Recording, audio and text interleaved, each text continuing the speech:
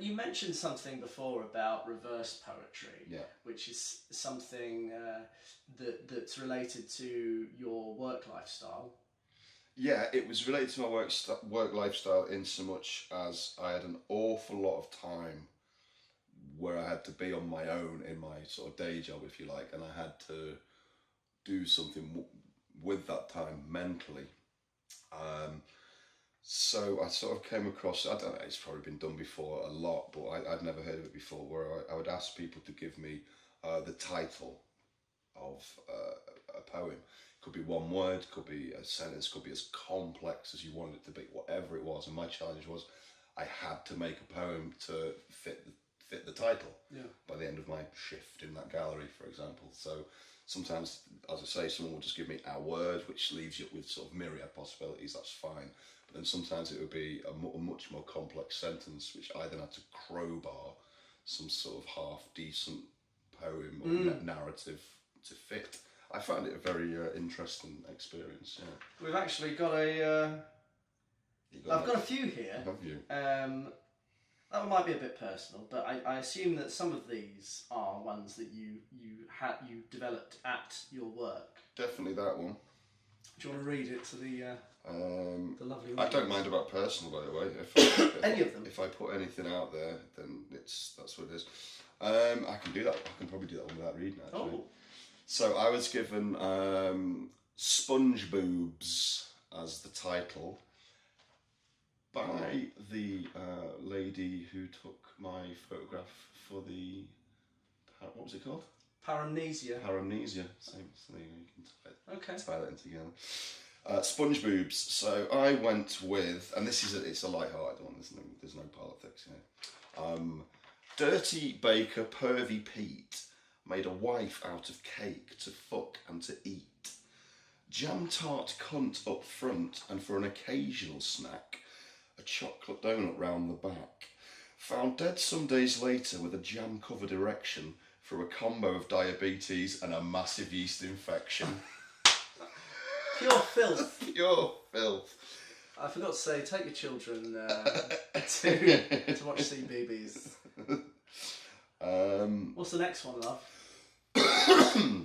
A drunk poem about not being in touch with nature. This is one of my favourite poems I've written, actually. How many have you pumped out, so to speak? Poems? Yeah. Oh, hundreds. If you go to CraigO'Brien101.com blogspot, you will see a lot of them there. That was a surreptitious plug. A drunk poem about not being in touch with nature. I didn't do this one at work. I was drunk. It goes back to kind of what we were just talking about, actually. Once upon our constructed time, the sun was born, someday will die. The mayfly spends one day alive, and we set our alarms for the 9 to 5. Beehives don't have suicides like we do. I mean, hopefully it speaks for itself about not being in touch with nature. Yeah. You know. Which is all too easy. What was your criteria for picking these 5 poems? Did you have one, or was it random? They struck me, and I thought they're very interesting. And we are surrounded by cunts. This is quite a recent one, actually. This is, I mean, hopefully it speaks for itself, but I'll just sort of introduce it by saying that London is changing. London always changes, everywhere changes, but what's happening, I can sort of feel it inside me, that the vitality seems to be leaking out of London and just replaced with plastic, I'm going to say.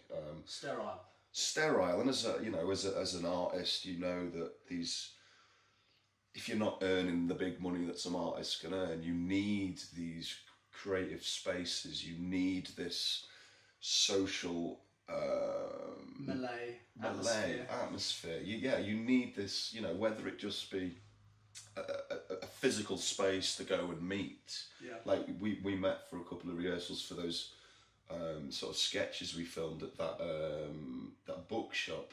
Lovely bookshop. The one in Waterloo. Yes. You said that's been closed down, or is under threat of closing down? It was. They were basically faced with the ultimatum of a rent rise, Right. as so often happens. Yeah. And I think they managed to survive. Okay, well that's good. Get some support, but that's an ongoing concern for everyone now. Yeah. And these things are happening all over London, and even just in terms of being able to live on a reasonable budget in London, it's getting harder and harder and harder, and I can feel it in my bones. And so this poem's to do with that. It's called "We're Surrounded by Cunts." My local library has been closed down to reopen as a fucking gym. My favourite Brixton pub's been cleansed, the creators out, the consumers in. Identikit people in identikit places evicting artists from their sacred spaces. They are moving in Romero style, a caffeine-fueled plague of nihilists, different hairstyles, same opinions. Now is a bad time to be broke and arty in this city. There's a lot of nihilism in there, and I'm not going to sort of tar everyone with the same brush, but... No, darling. But it's good. You're bringing your atmos. Yeah. You're bringing your take. They do lovely hot chocolates, though. The gentrifiers. They do, don't they? It's funny, actually. In South London, there's a lot of yummy mummies with prams. I don't know where all these people come from, but... Dulwich. And Herne Hill. It's fair enough. I'm not going to make any controversial statements there. But that is something that is, it seems unsustainable to me. And you know, people have mentioned that Geneva is like the end result, where it's just sterile and it's exceptionally expensive. And Paris is on the way because the centre is like that, and then all the working class areas, that's right, immigrant areas are outside. It's a death. It's a very sad. It's a thing to grieve over, really. I don't know what the answer is, because I think we're all faced with it. Yeah, I mean, definitely the word grieve is one that, on a daily basis, I sort of feel like grieving when I walk around places like Brixton, which, you know, I've been there for a decade, and I used to love. What my relationship with that place at the moment is changing rapidly, and I feel unwanted. I feel unwanted in London. I feel like London's just like, okay, you can shoo now. Like you've done your piece. You've had your part. It's for the money now. But then the question is, where, as those people are pushed out, where do they go? And I'm not particularly talking just about geographically. Well, no. No, okay.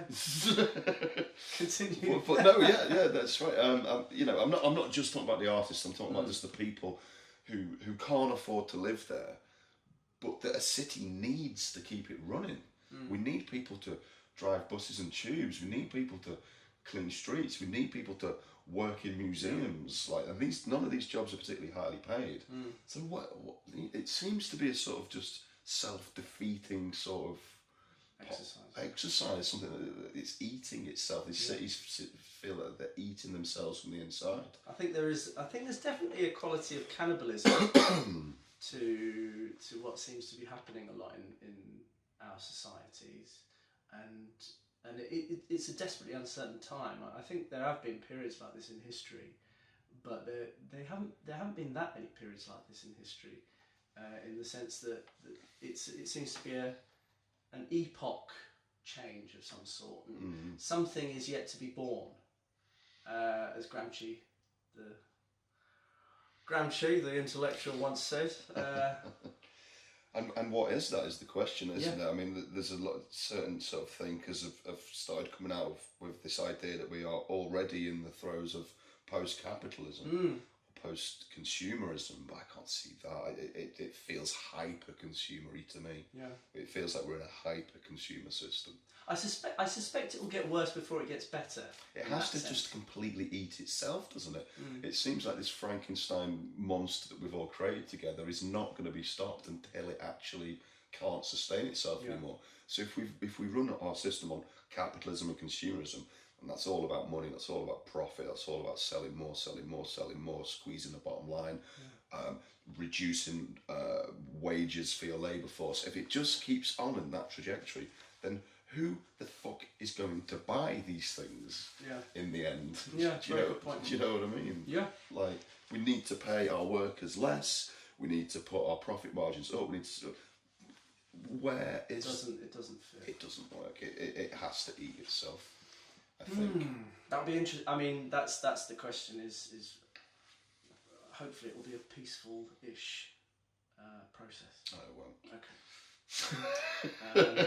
But this is something that a lot of people of our generation, I feel, are discussing regularly, and it's that question of what will come, what is to happen, how are we to navigate something so momentous as this, and partly it's a generational question, and partly it's just a humanitarian question.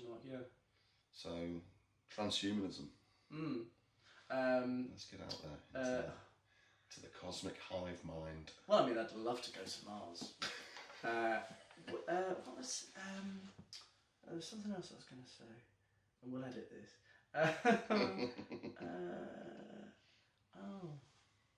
No, can't. I'm going to read this last one just to sort of finish this off, if you like, because this is quite interesting in terms of being filmed, I suppose. And if anyone, when you came to me with this this idea to chat with Houls, I mean, I didn't think twice about it because I don't know, like, I'm something of a narcissist, I suppose. You heard it here first, ladies and gentlemen. I mean, anyone who points the camera at themselves and starts speaking into it has true. Got to have some of that, haven't they? Yes, I suppose so. But this is where I think it comes from. Oh. This poem is called Daddy. My father's dead, he's been dead for 3 years. Anyway, Daddy. We didn't like each other, but I did come from him, and that must have fucked us both up. He was a narcissist, and I must keep him at bay, and once again we fight. And at the very start of this conversation, you said, can you describe yourself? It was a false start, we started again, so I don't think that'll be in this edit. Wow. But I would be very hard pressed to describe myself without referring to that man as well. And this is one of the inner turmoils, because he wasn't a nice man, and I want to be a nice man.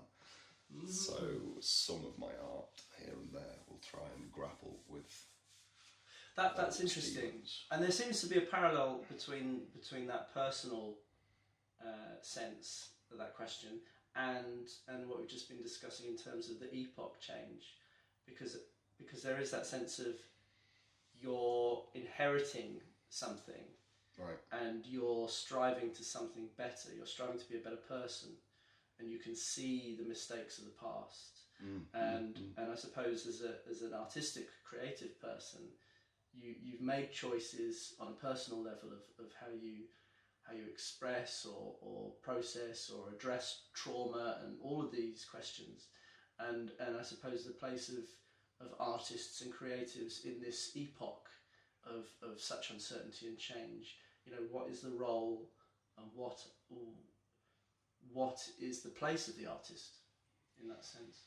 Yeah, and I think whatever type of artist you are, I think at this moment in time, almost going back to what we were talking about one sort of subject ago about gentrification, for want of a better word, and this whole change and this whole vitality leaking out, I think that being an artist, even just of its own right, if you don't discuss politics or society in your work at all, I think just being an artist is a political point, a political decision at the moment as well. Yeah.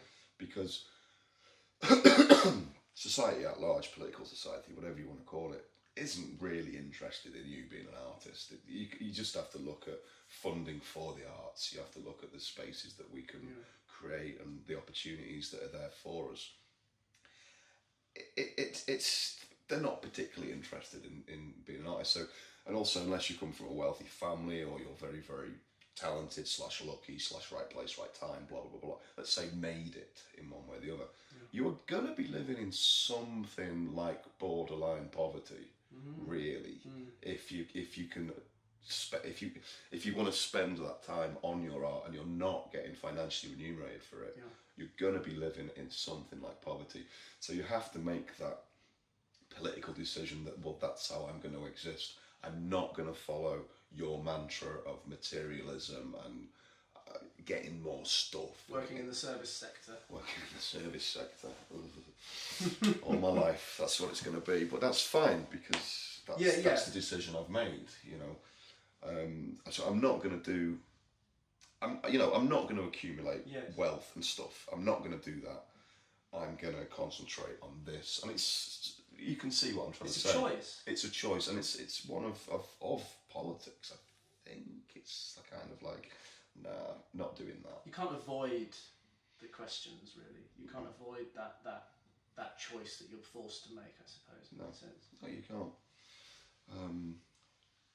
One thing I don't like is everyone's an artist. It's such a shame. Every human being is an artist. Yeah. All you have to do is look at children, and they're all artists. They're all creators. They're all playing with language. They're all playing with images. They're all drawing. They're all inventing, whether it be games or. Yeah. And then I think it was it Picasso that said that, like, everybody is born an artist. The trick is to maintain that as you grow up, and that's all it is. Whenever I hear people saying, "Oh, I'm not creative. I've got no, I've not got creative bone in my body," it's false. It's such a shame, because everybody has. We are a creative species. Look at, for all our flaws and faults, look at what we have done in terraforming this planet, and in curing, or at least quashing, diseases that 150 years ago would have killed you and me at the age of 35. We are all creative. We are a creative thing. Fortunately, the politics and the society doesn't try and draw that out of people. It really doesn't. And creativity is so good for everything. It can cure, or at least help so many ailments, loneliness, depression, anxiety, all of these things. It's no accident that in a lot of sort of prison programs, art studies, or art therapy. There you go, with people with mental, let's say more serious mental health issues. Art therapy, it works. It's all rehabilitation. Yeah. Of the soul of the human. It really is, and it's mindfulness. It's sitting and looking and thinking, and how do I describe? If you're a writer, how do I describe this moment? If you're a photographer, how do I capture this moment? If you draw, how do I capture it? It's here I am. I'm here and now. This is the moment I live in. How do I get this experience into my art? And it's such a shame. Everybody's creative. And you are a totem of that. Oh, well, not really. I'm just doing what I'm supposed to be doing as a human, Good. I like it. I mean, if you're not creating anything, what are you doing? Really? Good question. What are you doing? And creativity doesn't have to be coming up with some amazing Mona Lisa. It could be cooking some amazing food. It could be building something, making a car, or I don't like cars, but it's whatever. creativity. It's creativity. If you're not creating anything, what are you for? Imagination, I suppose, is the common denominator there. Well, everyone's got imagination. We need imagination just to be able to exist. I mean, you talk about imagination again. Let's go back and talk about religion. People who follow certain religions have got fantastic imaginations. Here's how the world was made in 7 days by this entity. That's so imaginative. That's an incredible story. Yes. And I think people, there seems to be this theme of wherever you are in the world, storytelling is integral to identity, to understanding things. It seems to be the basis of this idea of a narrative. It's the glue, right? Is it the thing that ties us all together? Yes. We have to be careful with those stories, don't you? Because they can be manipulated and twisted. That's it. You can get things. I don't like citing Nazi Germany, but you can create certain narratives that will then lead that group of people to do something quite abysmal. It sounds like the Force in Star Wars. You know, Yeah. It's just how you use that collective. That's interesting, isn't it? It is. That's what it is. It's about narratives. It's about this construction of narratives, of stories, whether that be theological, whether that be historical, you know, cultural. They take you in different directions. Yeah. That's very good, actually. Yeah. Well, thank you. I love it. We could chat for longer, and we may do again. But I want to thank you. Okay, great. The sun is going down. Yeah. My voice is losing its... No, it's gaining in its huskiness. Yeah. What a husky soul. I don't know where. It's not flirting. I don't know what's... what is your website address again? I can never... For the lovely audience. I can never quite remember. Blogspot, is it? It's a blog spot. It's Craig O'Brien 101. Okay. Craig O'Brien 101, yeah. And we'll find some of your work there. You'll find a lot of my written poems. If you wanted to hear some of my sound work, you could go to Craig O'Brien at SoundCloud, or if you want to listen to some collaborations with myself and some other artists, you could listen to our podcast, which we released a summer ago, called Slamchasm. That's available on Podbean and iPlayer, I believe. Euphemistic. The Slamchasm. If you're going to listen to any of it, I'd go for the Slamchasm. This is a very nice little finished series of weirdness that myself and some others did. And you had something that you beat Snoop Dogg on iTunes. We were number 1 in the new and noteworthy UK podcast charts for 3 or 4 weeks, whilst number 2 was Snoop Dogg. I tried to start some online beef with him, but he didn't bite. He didn't bite. He was smoking weed every day. Probably was. And he couldn't give a shite. Couldn't give a shit about it. That's amazing.